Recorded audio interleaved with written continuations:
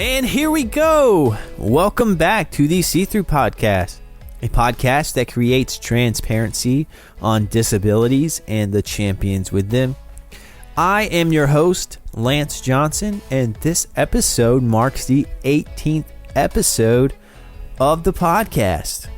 If you're new to the podcast, or if you just need a refresher on who I am as your host and what the See-Through Podcast is about, go give episode 1 a listen.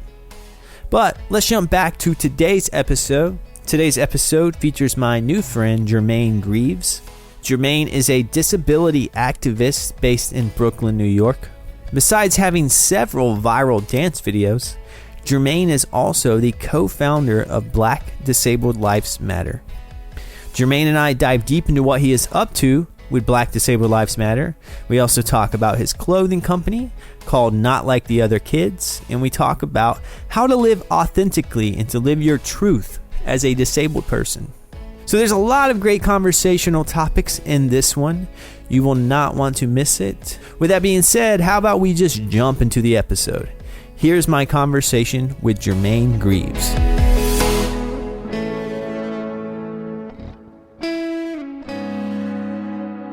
What's up, Jermaine? Thanks for talking with me today. Hi, how are you? What's up? It's an honor to be here and to talk to you today. I am so excited. Yeah. Yeah. Well, that's awesome, man. Yeah, and you're actually here in Brooklyn, where I live in Brooklyn too. I am in Brooklyn. Yep. I'm not born and raised here, but I'm from Brooklyn, and I've lived in Brooklyn for like 20 plus years. I was a small child. Okay. I immigrated to New York in 2001, but originally I was born in Georgetown, Guyana. That's in South America. So yeah. Okay. Yeah, I'm not from New York either. I'm actually from North Carolina. Wow. Okay. I've been in New York for only like a little bit under 3 years now, so not very long. Okay, understood. So I'm one of the new guys, you know. Yeah. What part of Brooklyn are you in? I am in Clinton Hill actually, so that's where I live right now. I'm between Clinton Hill and like it's a border between maybe downtown Brooklyn and like Bed-Stuy. Okay. Smushed in between those two neighborhoods. Yeah, I'm familiar. Yeah, so. Well, yeah, thanks again for coming on, man. It's just I'm excited to chat with you. I think, let's just go ahead and if you don't mind, would you mind introducing yourself to the people listening? Yeah, sure. My name is Jermaine Greaves. I'm from Brooklyn, New York. I'm an event planner, a viral dancer. I have a clothing brand called Not Like the Other Kids. And when I'm not doing that, I am the founder of Black Disabled Lives Matter, an activist movement I started last year. So those are some of the things I've done, and I've also worked for Afropunk and the Brooklyn Music Festival. So I've been around, as you can hear by my long resume, and right now I'm a college student that's studying theater as a major. And I work at Lincoln Center, so I'm like a lot of things at once. But yeah, that's basically it. Hey, you sound like a busy guy. Very busy, but I know how to schedule my life. Yeah, schedule's good. I try to stay busy too. It sounds like you have a lot of organizations that you're a part of, and then you also have just like a lot of personal passion projects too, and then you have you got to squeeze in the paid work in there sometime, It's weird for me because I'm an entrepreneur, so I mean I work a job, but like when I'm not at work, I work on my dream. So it's weird for me because I have to be a lot of things at once. I have to be, the activist, the college student, the clothing designer, the viral content creator, just the different things I'm allowed to be is fun for me. It used to be annoying, but like I'm actually enjoying it now. Yeah. No, it's this podcast like takes up so much of my time, and I started it last year, and I didn't know. I kind of slept on how much work it takes to like pull off a podcast and like creating the content with it and like getting guests and interviewing and just a lot of time. But I'm loving it, and I actually get annoyed when I can't spend more time on it. I wish I could just do this full time. So I I would say for me, what I enjoy most about everything I do is that I could be as many people as I want to be. I always tell people I feel like I'm five people in one body, or like six people, depending on what I'm doing. I could be, like I said, I could be all these different things at once, but they don't happen at the same time, which is really cool for me. no, that is cool, and I think it's good to be versatile and kind of dip your toes in a lot of things because it makes you more well-rounded, I think. Yeah, I think so too. I think for me, it's just being able to like show people that being disabled doesn't have to be one way. It can be different ways. And I think as I grow a platform online, I think what I've began to notice is like being able to show my supporters like there's so many different aspects of who you are. And I think that's why I like me so much because I'm not afraid to kind of show those things, to show the fun parts, the not so fun parts of my life. I think people have to see the reality of some of my reality. I try to be strategic about what I share with people online. But I've learned that like sharing actually helps me know that I'm less alone. Because one of the Oh, things, 100%. so Yeah. Yeah, that whenever I started this podcast, I started this just so almost for like a selfish reason.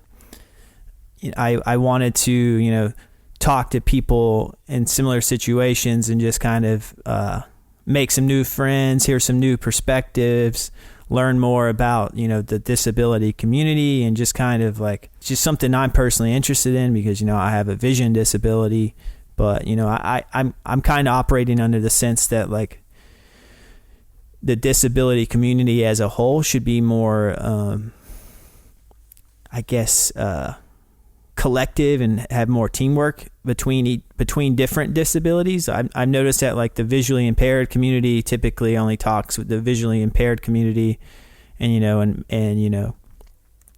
so I'm trying to like bridge the gap between all disabilities and just have one podcast, where all different voices of all various different disabilities come to talk with me. oh, to add to the point that you're just saying, I feel like disability is so many things. So I think that with a lot of organizations, they try to like pigeonhole.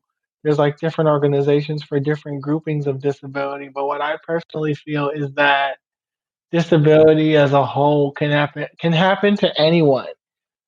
If this pandemic didn't teach us anything, it is that anyone can become disabled. So I think for me, when I look at disability from my perspective, it's understanding at any given moment you can be disabled. Whether you're born into it, you got an accident, it's a mental illness. For example, I'm dating someone who has ADHD. That's not a disability that you can actually see, but people experience that. You understand me? So I think we have to also understand that although you may not be able to see the disability doesn't mean it's not there. And there's always this notion of like, what does a disability look like? It doesn't have a look. I think that's where people get it messed up because they're trying to look for what someone looks like and make it seem like that's how they're supposed to be if they're disabled, and that's not necessarily true. I think that in terms of society getting with disability, they have to realize that we're people too, and we're not just our disability. Oftentimes, it can feel like you're just your disability and that's it. You're not a person. You're just whatever condition you have. And for me, with my platform, what I'm really trying to focus on is showing people that I'm a human being, showing people that I'm a lot of things at once, but it's still me, and also showing people that independence, like that ownership of who you are. Because I think once you start to own who you are, it becomes less of this is my disability, this is who I am, this is what I'm going to be. and you don't have to feel burdened by it. If you start seeing people living their lives out loud and comfortably and unashamed and confidently walking in their truth, nobody would have to question whether you're disabled or not. And even if you are, you're living so outwardly that nobody sees you as just a disabled person. Yeah, I agree completely, man. I think that was very well said, and it rings true to the exact message I'm trying to put out into the world. So thanks for saying that. You talked about some disabilities are invisible. For example, mine is invisible. Since it's vision related. I definitely understand that. I'm not completely blind by no means. I have a lot of central vision. I have a eye disease called retinitis pigmentosa that kind of takes away my peripheral vision, and I have a few blind spots in my central vision, and my night vision is pretty poor. I can't. It's just harder for me to see at night. So, but like, if you were to look at me, you wouldn't tell. There's no way of knowing that I have RP. So the only way you're going to know that I have RP is if you're close to me, or I tell you, or I use a tool such as a white cane or something that's like a visual cue for people around me to kind of know I have a visual impairment. But, for the most part, visual disabilities are invisible. Yeah, and I think people have to. I think people have to realize that no matter what the disability looks like, just treat me like a person. That's a really big thing for me. Just treat me like a human being. Just see me as I am. Because if you can't do that, then disability or not, I'm gonna just feel like you're isolating me, which is a common thing. You know. Yeah. So that's how I feel about disability at the current moment. I mean, there's so many different aspects of disability that has to be discussed in society, like disability and equity and what people get in terms of insurance. And like, there's so much stuff that I go through as a Mm-hmm. disabled person every single day. And it doesn't get any easier just because you're disabled. I find that the older you are as a disabled person, it becomes harder, and that shouldn't be the case. I think that we have to do a better job of really listening to disabled voices and understanding the importance of why we have to be at the table. One of the reasons I really started, um, I don't know if I'm jumping ahead, No, no. the reason I really started Black Disabled Lives Matter was because of what I basically, me being in the back of the line of a protest and realizing that although I'm here, there's people that don't even see me. And that's been a common theme in my life specifically. Like, although I'm speaking up, although I'm expressing myself, although I'm letting people know what my issues are, it's almost as if people are just refusing to hear me, or they're just shutting me out of the conversation altogether. And that's really frustrating. Oh, I can imagine that'd be really frustrating. So, going back a little bit, you are a co-founder of Black Disabled Lives Matter. And 2020, you guys had several marches, and it sounds like you're an active protester. Can you talk about, you just discussed your reasoning behind starting Black Disabled Lives Matter, but can you tell the listeners more about your mission there? Okay, so my ultimate mission for Black Disabled Lives Matter down the road is to eventually have disabled voices in the White House, more disabled voices in the White House. Eventually, I want to look for disabled allies and candidates that are representative of what I want to see, that are Black and disabled or just disabled, and have a platform for those that are disabled, specifically. Okay. But my goal is to make it into a nonprofit organization down the road. That's what I really, really want to do. Um, because I feel like we don't have an organization right now. We have all these different organizations like ADAPT, YI, Even the arch, they're not necessarily doing this kind of work that I'm doing, Okay. which is being out there on the front lines and talking about like disability advocacy for Black disabled and those that are of a marginalized group, or even the or just disability research as a whole, or updating it to now. A lot of the research that is disability um, inclined is decades old. So when you're thinking about, I would rather, the new age of disability meet up to the current times.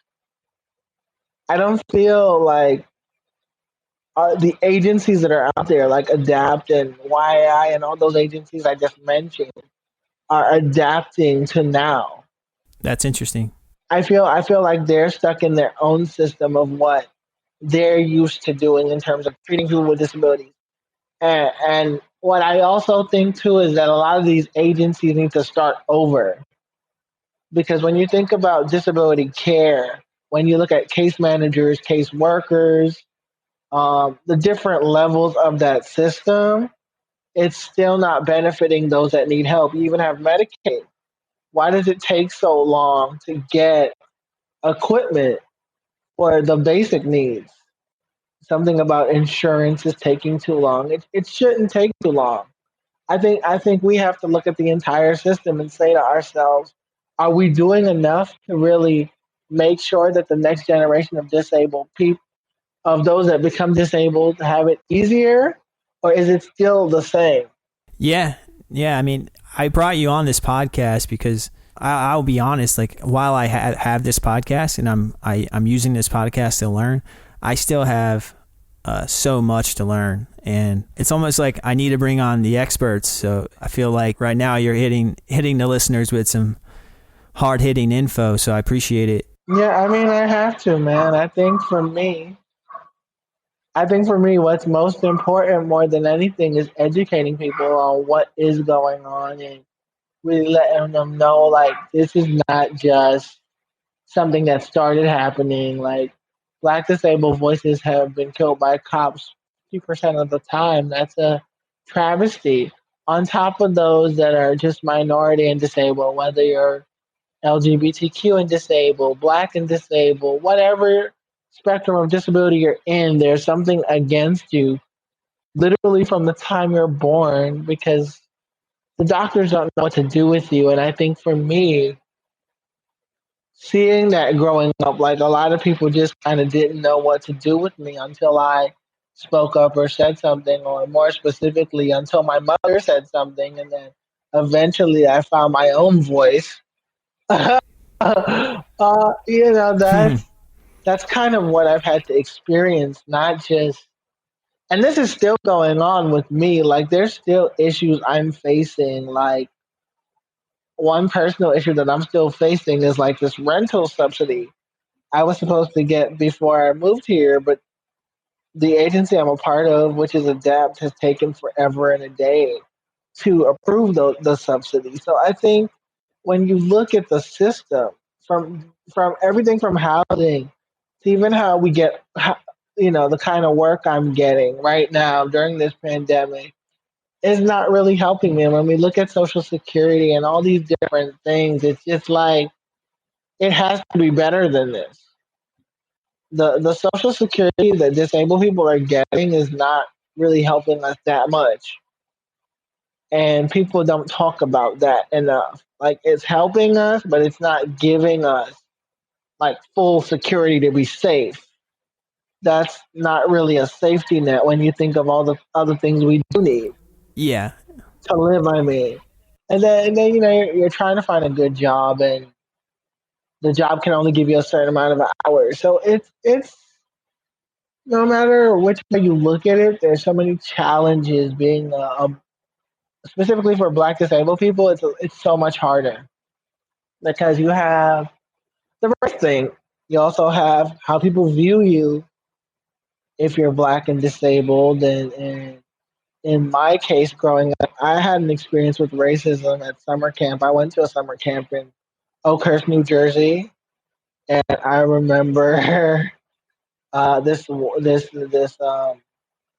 Caucasian young man. He basically called me an Oreo because he basically told me I sounded white. I had no idea what that meant, but that was my first experience with racism, and I was 12, and I never forgot that experience because I'm like 29 now, and I still remember it like it was yesterday. Yeah, I've never heard that phrase before. Yeah, it was like somebody just called me an Oreo. I was so shocked. I didn't know what it meant, and then when the camp counselor told me what it meant, I was like, "That's racist."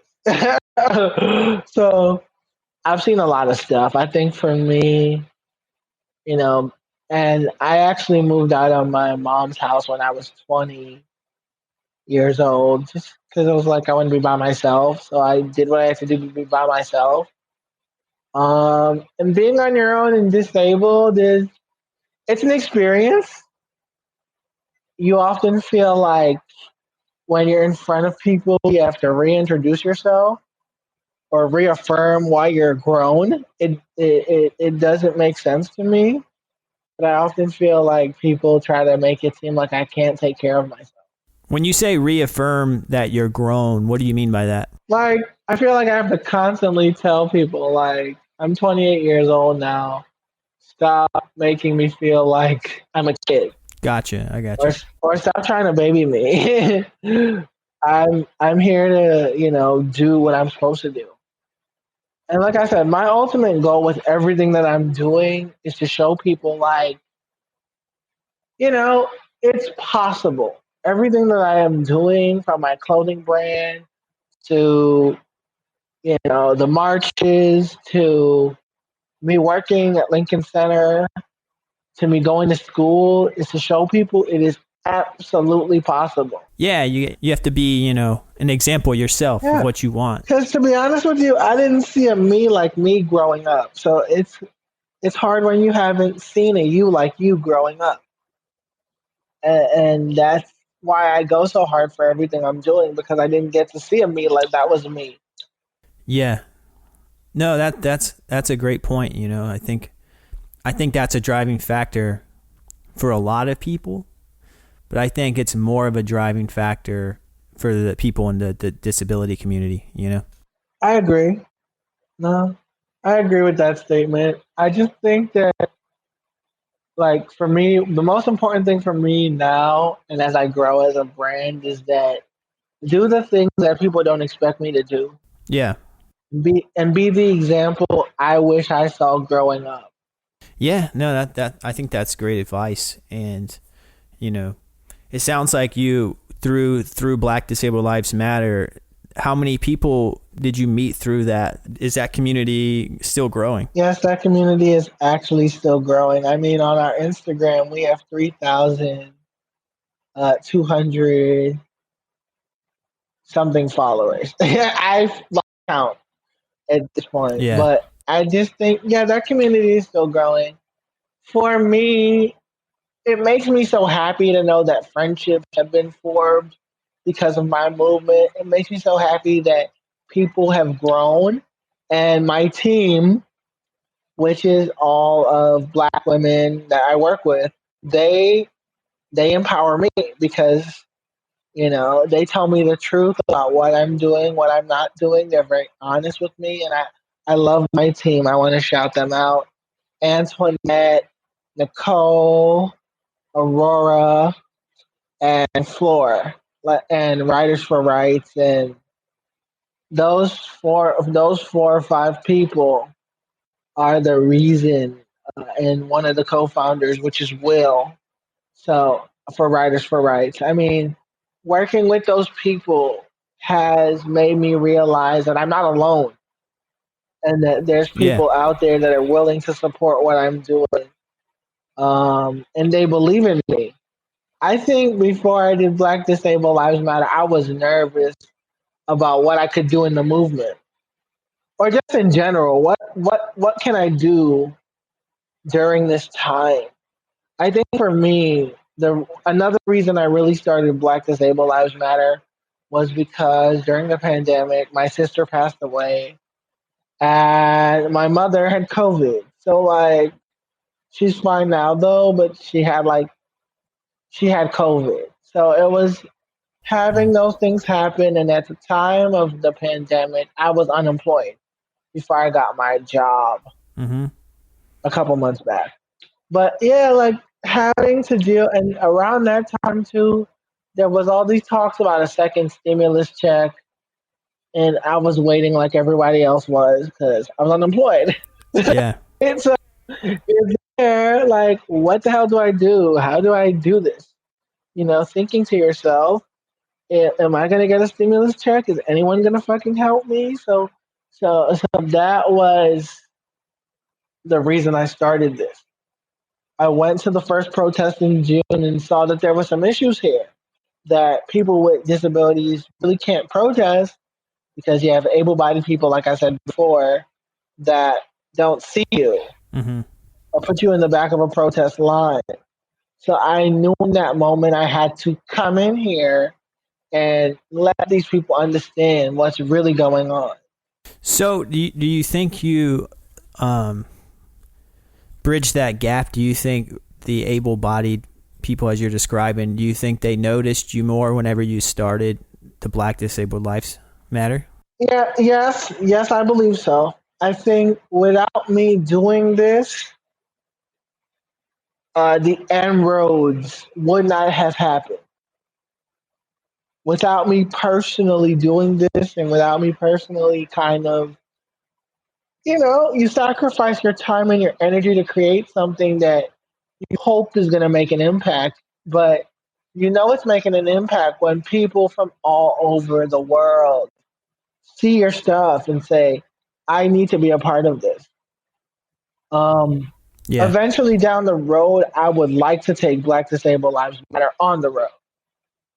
So to different Gotcha. states, different constituencies, to different mayors. That's my overall goal for this is to take this as far as I can because I'm seeing the fan base and it's starting to look like people that are not from New York. You know? So I definitely would like to take it outside of New York at some point.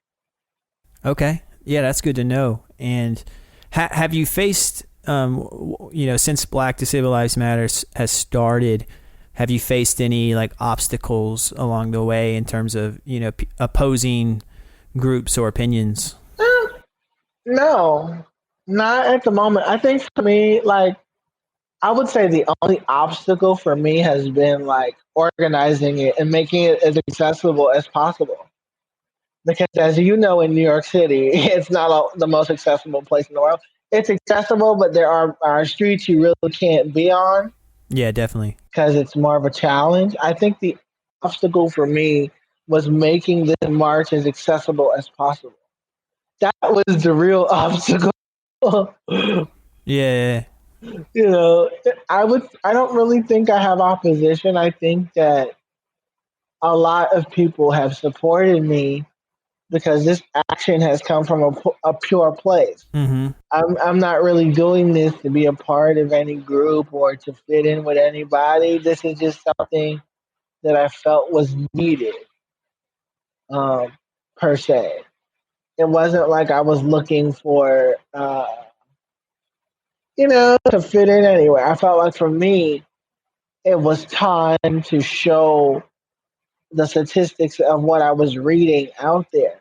And doing Black Disabled Lives Matter, I've learned some things too I didn't even know. So again, I think in this time of really learning about disability and the aspects of disability, and especially those that are of the those that are of the Black disabled experience, it's understanding that everyone with a disability is having a different experience every single day, and also realizing that your experience is not my experience, but nonetheless an experience. No, that's solid. And you talked about you learned some things that you didn't know before starting it, and you talked about some statistics. So like Black Disabled Lives Matter, it focuses on the Black community, but you're also an advocate for the disability community as a whole. So like as an advocate for, the entire disability community, could you explain to the listeners why you want there to be like a specific focus on Black disabled lives? Because of people like Elijah McClain, because of people like Walter Wilson Jr., because of people like Sandra Bland, because of people like Freddie Gray, because of people like Tamir Rice. They all had a disability, but they were killed by the cops. That's why I'm doing this. And I don't think as a society we understand, what the disability and the race and the experience of the person, uh, how they're being treated medically and otherwise in society affects how they're being dealt with in society. Like those things are not always discussed amongst the disability community because people feel like disability is just if you're a disability, you're dealing with everything, your race, your disability. They kind of lump it into one thing, but not everybody has the same experience as another person. Whether it what has to really happen is you have to look at rich and poor, and also like what is middle class for those that are black and disabled, and what is middle class for those that are white and disabled, and what are some things you get access to that other groups don't get access to, depending on the neighborhood that they live in. Mm-hmm. So again, this pandemic should really be a wake up call, like I said earlier, to people realizing that disability is at their doorstep because COVID is getting everybody. Yeah. And COVID is really like not COVID is basically letting people know that just because you may look one way today does not mean you'll look one way tomorrow. That's true. So I think we have to look at the simple fact of the pandemic. What has the pandemic done to us? I know for me that I like being home because when I was a college student that was going out in the community and working in the community, it was just hard to travel, taking the bus and the train. And I like that I get to work from home. I like that I get to go to school from home. I like the notion of just being in my house and not having to feel like I have to get up and feel stuck. I agree. Yeah. Yeah. There's obstacles. I've worked from home now. I work as a freelance video editor, and pre-pandemic, I'd have to go into offices. Do the morning commutes. Work until 8, take the commute. Wash, rinse, repeat. So working from home is nice. I can make my lunch in my kitchen. And pet my dog. Do things like that. So it's like. Yeah, I feel the same way.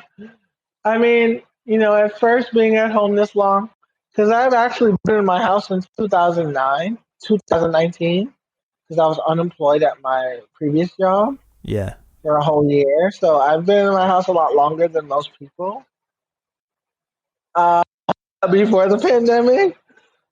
So it felt like I'm stuck here, but I got used to being here. So it didn't feel too bad when the pandemic happened. Sure.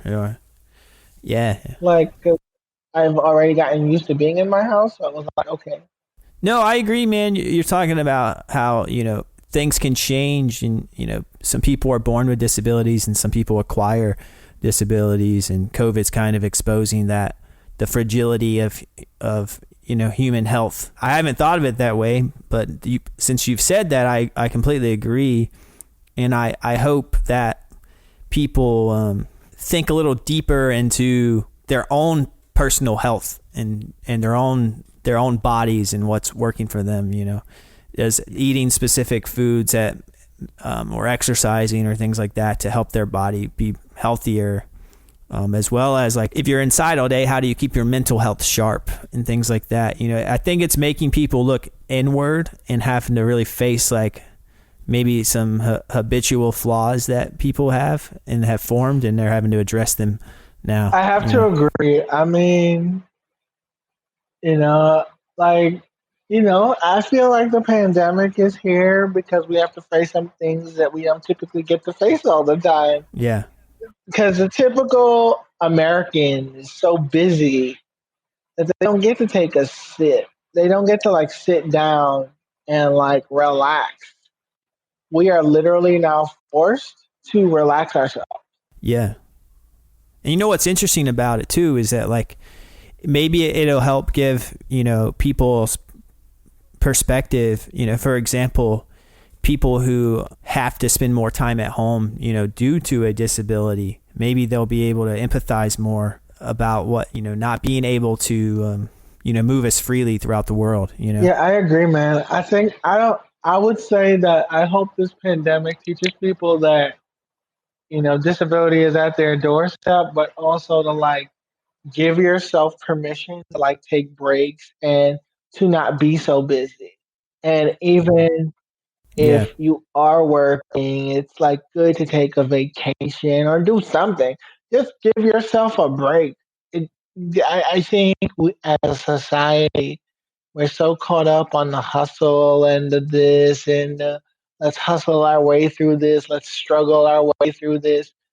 It really takes away from, as somebody who was very busy before the pandemic, and then I'm still busy, but not in the same way. I'm just busy in my house, which is very unique. Yeah.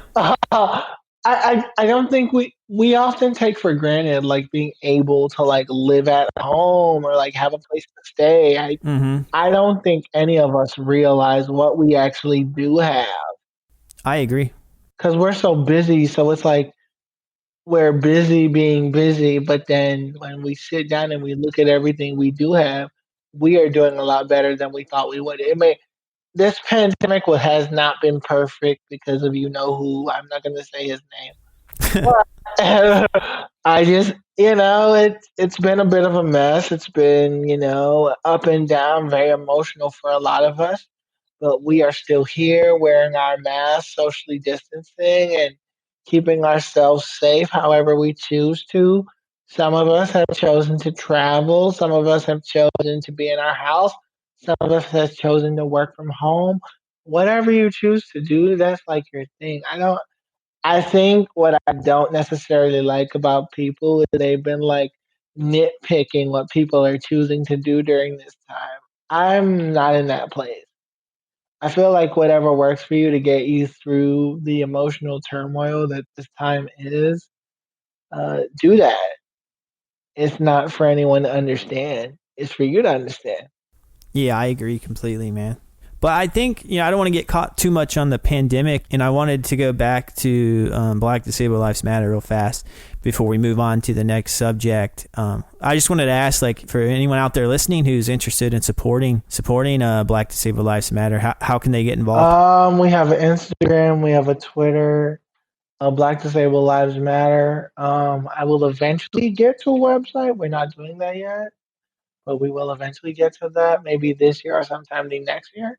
But we are taking a break right at the moment because we all need breaks. I need one, definitely, with the way my schedule Sure. is.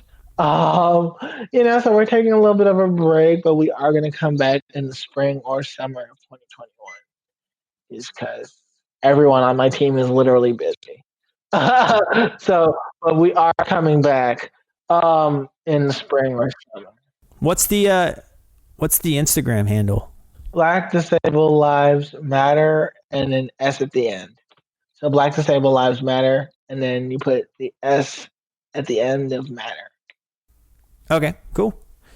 Awesome. And then I wanted to touch on another organization that you co-founded. Yes. Not like the other kids. You describe it as a clothing company. Can you tell everyone about that? Yes, I can. So Not Like the Other Kids is a nonprofit clothing company designed by myself and my good friend Dave Noodles of Stereotype Co.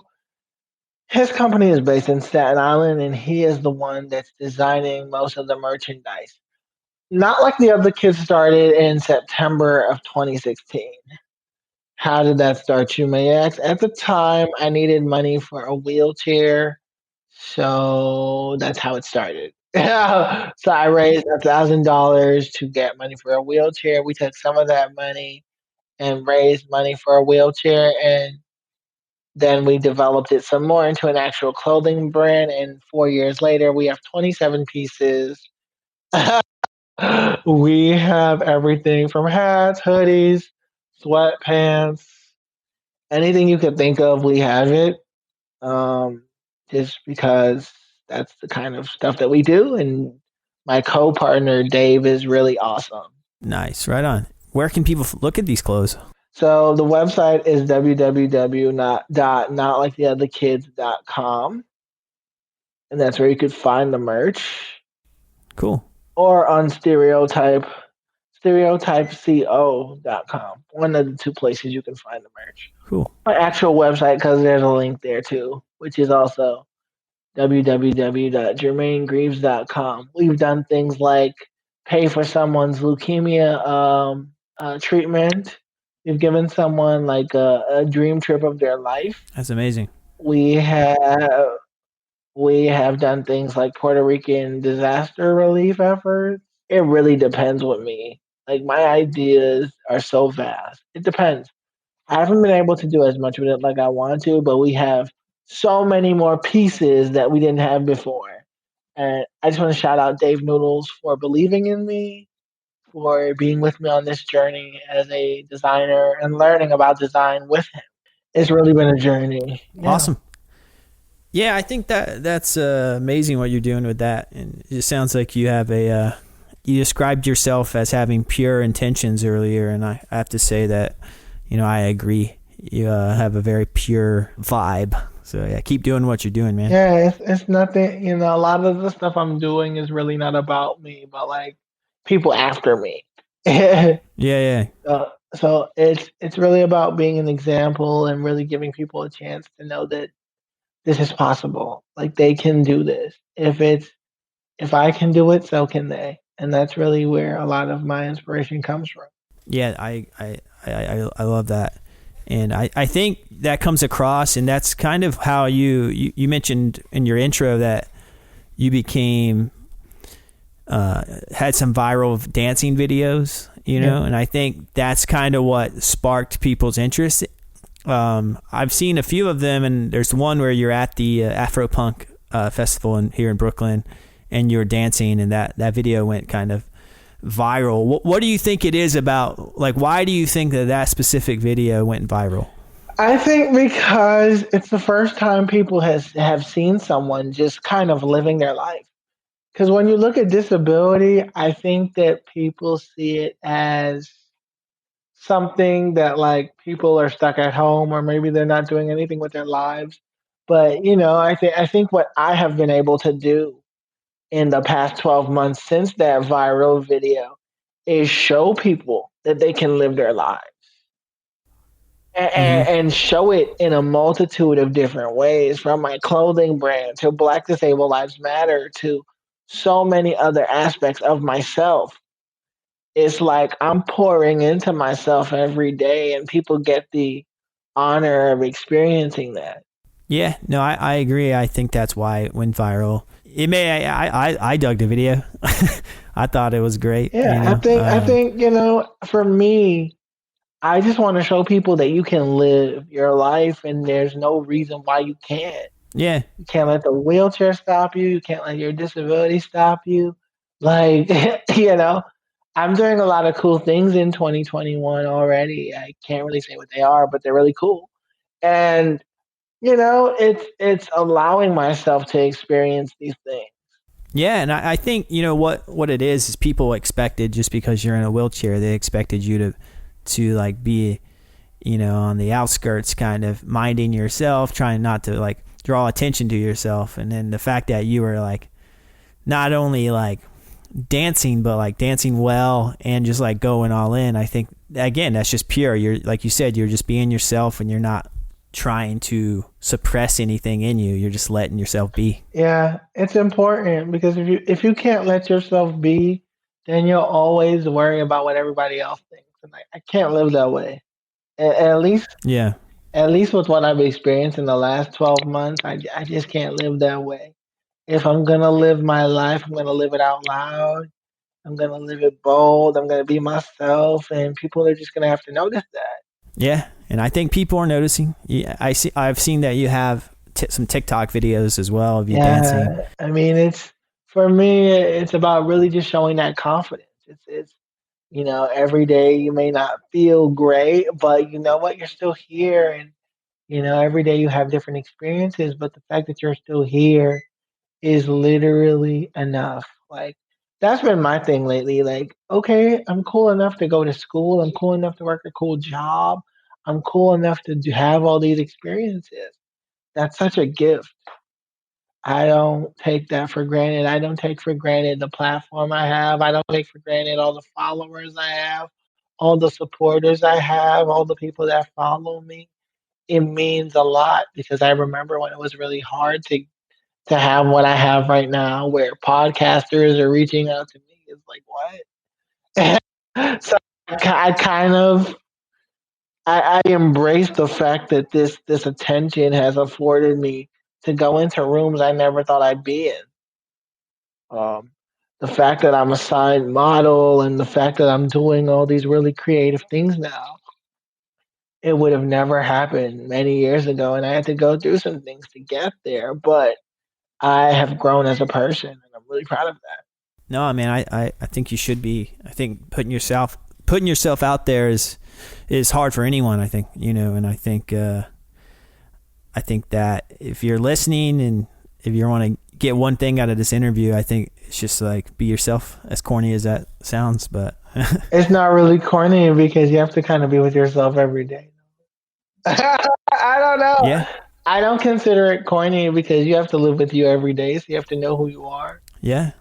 and the kind of person that you are. Like, what are the things that are great about you and not so great about you, and you have to kind of know that. I think for me is just the most important thing for me in everything that I do is that I come across. It's not pretentious or doing too much because, Yeah. or it's not something that because I'm in front of a camera, I just choose to act differently. Mm-hmm. I just want to always be myself, whether it's 5,000 followers or 20K followers or how many followers I end up getting. Yeah. As I do more creative things, I want to just always be Jermaine. And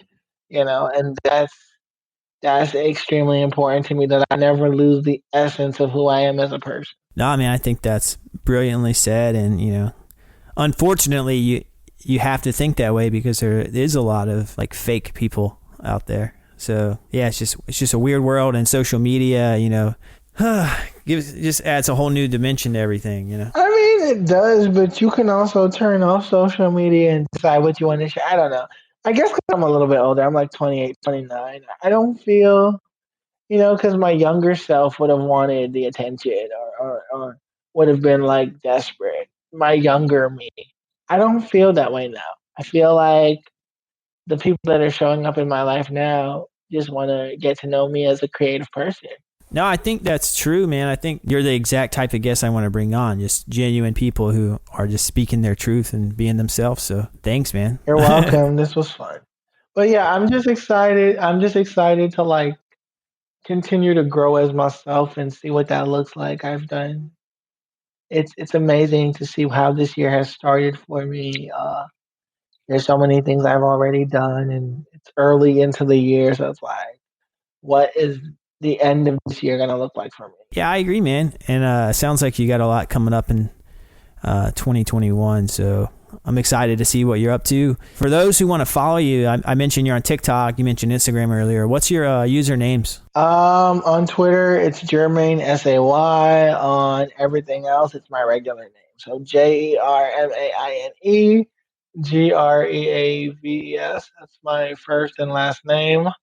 I have a website under the same name where you can literally find everything. So www.jermaingreaves.com. I'm gonna plug in Not Like the Other Kids again. www.notliketheotherkids again. And that's where you can find me. And like everything is my first and last name, which is Jermaine, and my last name is Greaves. So .com. So that's how you're gonna find me.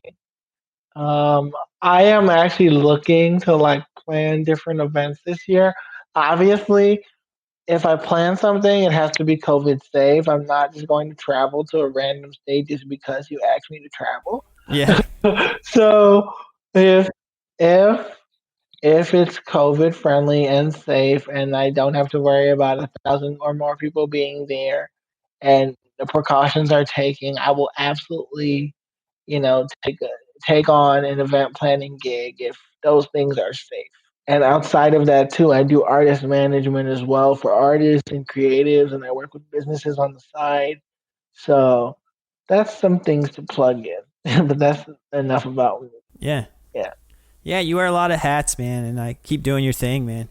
I was gonna ask. I have every guest on my podcast. I kind of end it with letting them give a shout out to a nonprofit or just some sort of charity organization that they feel like needs a voice. You mentioned you have your own your own organizations that you run. Is there anything else you wanted to shout out? Oh my God, there's like wow. Shout out my mom, I guess. She's cool. Thanks, mom. The reason I really want to shout out my mom is like because without her, I don't think I would be who I am today. Like she is probably the reason I am so confident. Um, Shout out my entire team of Black Disabled Lives Matter, Antoinette, Floor, Aurora, and Nicole. Without those four women, I don't know where Black Disabled Lives Matter would be. They are a lot of the reason that I am doing so well because they're as strong as me, they're as tough as me. They are such strong women that I learn from and that they teach me things every day. They feel like I'm teaching them, they're teaching me too. And I feel like having a strong team of people that believe in what you're doing and trust you is how your group, your organization, anything that you're doing can be so successful. Um, and they've taught me that I can trust people because being in the industry, it was hard to trust people. But like being in the activism space, it seems to be very specific. So the trust has to be there from the beginning. And that's like one of the things I've learned. And you have to build that camaraderie and that communication and that sense of trust. And I just want to shout out my mom and those four people because without them, I don't know where I would be. Yeah, sometimes it's not specific organizations. Sometimes it's just like super personal relationships. So yeah, Yeah. I think I think they'll appreciate your shout out. I think. And also, man, I'm sorry to hear about your sister, and I'm glad to hear your mom's doing good. Yeah, she's fine. Yeah, but it was. I feel like if those things didn't happen, you wouldn't have what you have right now. So it was painful, but it made me better. Yeah. It's hard. It was rough. It's hard some days, but I honestly feel like without that pain, I wouldn't be able to be who I am right now. So I'm grateful for it. No, I understand. I understand. But yeah, man, keep doing your thing, man, and I look forward to following your career. And I'm glad we met. Yeah, I consider you a new friend of mine. it's So really yeah, it's keep in really touch. cool to talk to you, and I love what you're doing, and I'm glad you have me on this podcast. I'm honored. Oh, thanks, man. Yeah.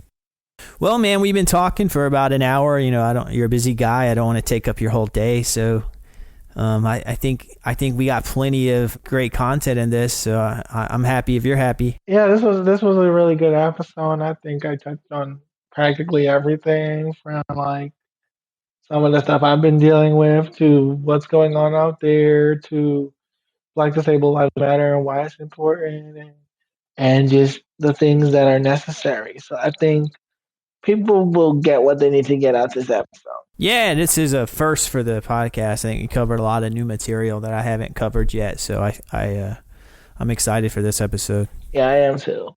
And I can't wait for it to come out so people can hear it and really hear the gist of where this is going. So I've done 4 or 5 podcasts this year. and it's only January. I don't know. It's Oh, been nuts. wow. But I've grown as a person each podcast. Like how I may talk to you, I may talk to someone else differently about a different topic in a different way. I feel like podcasting for me has become like this because you're hearing the questions, you're hearing the responses back, you're learning the person that's Mhm. interviewing you voice, and you're getting this sense of like, okay, I can answer this, or maybe I can say it a different way. I think Yeah. being on podcast has made me better at communicating. Yeah, I've done a few. I've done a few podcasts myself, and I'm always surprised whenever I leave those interviews. I'm like, oh, okay, so that's how it feels on the other end. You know, because hosting a podcast is really weird, to be honest with you. Okay. No, but this was great. Thank you again, and of course, I would support this because again, for anyone to reach out to me about anything at this point makes me just giddy. I Yeah. So, feel that, man. But all right, man, enjoy the rest of your day, and I'll be in touch, man. all right. Thank you. You too. Cool. Well, that does it for episode 18 of the See Through podcast. I think me and Jermaine covered quite a bit, so I hope there was something in there for you. And if you want to learn more about the organizations Jermaine discussed, just click the show description. I'll provide several helpful links there. And if you want to learn more about the podcast, you can visit the website, seethroughpod.com. You can also follow the podcast on social media. The handle is @seethroughpod. If you're a fan of this podcast, 1, thank you. 2, do me a favor and maybe tell a friend or family member about it. Maybe they'll enjoy it too. I'm always trying to expand here and can use the help. And if you know someone who would make a good guest on the podcast, feel free to send them my way. You can DM me on social media. Again, that handle is @seethroughpod, or you can email me at theseethroughpodcast@gmail.com. Well, that's it for this week's episode. I'll have another episode ready next week as well. Until then, stay transparent. Thanks, everyone.